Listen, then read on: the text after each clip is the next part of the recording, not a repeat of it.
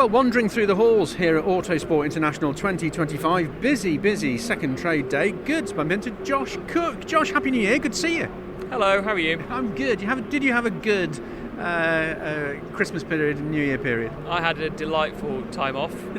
It was nice to kick back and relax a little bit after a very busy season.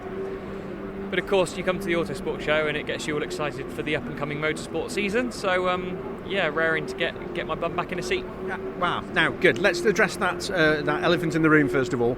So many times we come to Autosport and there's big driver announcements. They seem to be pushing back later and later this year.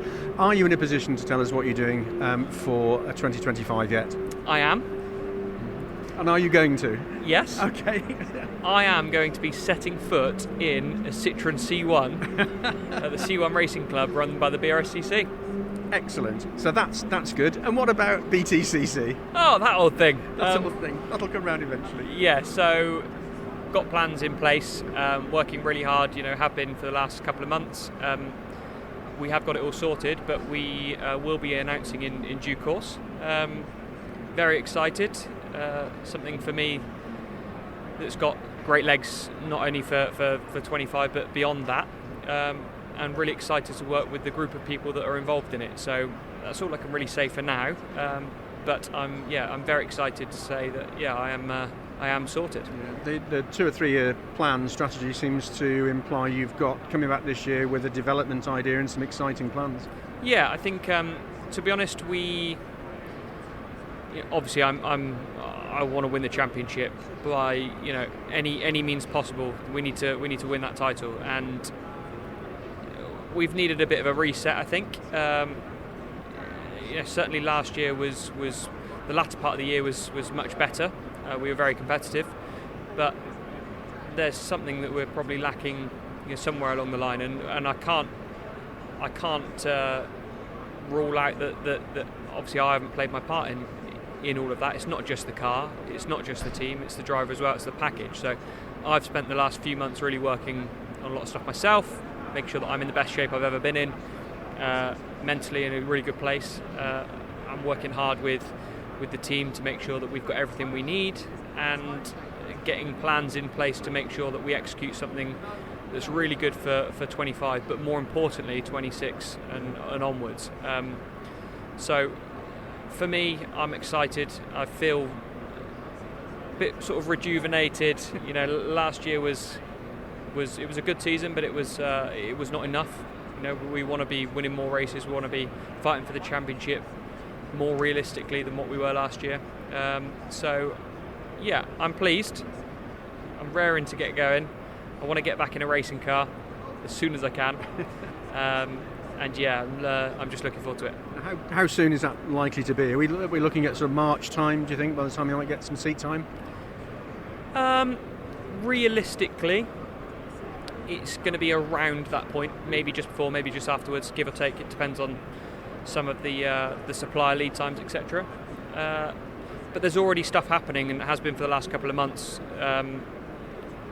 back at base of what needs to be done for car development, to make sure that we know what we're doing. It's not a last minute bit of rushing around. It's very structured. So all of this stuff has to happen. We could just slap a car together now and be out if we needed to, but that's not the aim. It's to make sure that the car that we do produce is the most competitive as it can be. It's really good to hear that you seem to be in a good place mentally for preparing for the new season with the challenge that's going to come, because everybody assumes that you do your best as a driver and you just get out and you try and put things right and it all falls into place, but it can have a big impact if you're giving your all and all the parts of the jigsaw puzzle don't come together. And sometimes I've seen you get out of a car and your body language has been, I don't know what else I can do with this bit of machinery, and we know you're quick, we know you're a winner, so it sounds like you're in a really good place ahead of the season. Yeah, as a driver, there's nothing you can do physically behind the wheel to make you drive faster. You can't be more aggressive or assert more physical effort behind the steering wheel to go faster. It's all a mental thing. So I get out of every race having given 100% mentally, so if we're not at the front, it can be difficult to understand why, because you've given every bit of knowledge that you have to go faster. So when you get out of the car, it takes time for you to process, work out exactly what you were struggling with, why you weren't quick, which areas you needed to improve on, what mistakes did you make as a driver that maybe cost you the tenths that led to this, the 1 second gap you had to the car in front. So I'm really interested in self-analysis and making sure that I get the best out of myself, and I can't expect that from the team, from the engineers, if I don't expect it from myself as well. Yeah, absolutely. Some changes coming this year. Sustainable fuels, a big talking point, which is good news, but the hybrid now going, and push to pass coming through in a different way, that's going to shake things up. It is, yeah, and every car and engine supplier is going to react differently to that. So again, it's a big learning curve for everybody.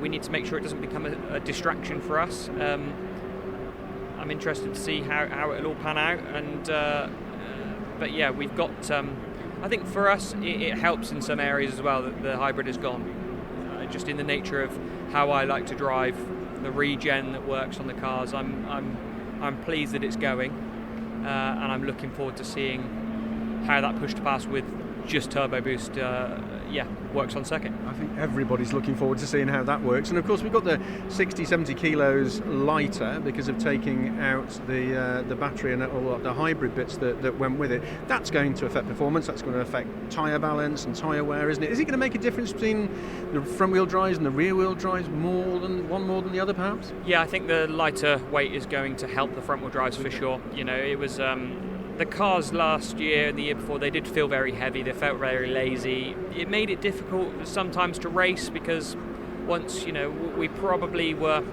struggling on braking performance for the weight of the cars. We were on our limit, which meant any sort of cadence braking or adjustment under the braking phase was very, very difficult, especially that with the regen going on. We've removing the regen, removing the weight, making it, that 70 kilos lighter, whatever the number is, I think it's about 70, yeah. It all favours in the direction of a more drivable car, more raceable car. So I think it's the right direction from a driver's perspective. Absolutely. It won't be long now before up at Donington. I'm keeping my fingers crossed for a dry Donington this year. Do you remember last year when we couldn't start racing for so long because there were floods of water? I mean, probably do you think it might have been one of the wettest seasons that we've seen for a while? It was. Yeah, and you look at Silverstone, blimey, that was something else. That was probably the wettest race I think I've ever raced in. I couldn't see any. I mean, I was in, I think, second when the red flag came out. You couldn't even drive in a straight line. You were just adding locks side to side whilst going down the straight at 100 plus mile an hour with no idea what was in front of you. So, I only had one car in front of me, but if you were mid-pack, I think that would have been even worse. So, it was a wet season, but then we've had seasons before that are really dry on average. So. Let's see. I'm ready for any of the weather conditions that get thrown at us. Bit of snow and we'll have done the full gambit, won't we? Really good to catch up with you. Fantastic news to hear that you're back on the grid for 2025, and I'm sure, like me, everybody will be really waiting for that big announcement as well. But good to see you, Josh. Thank you.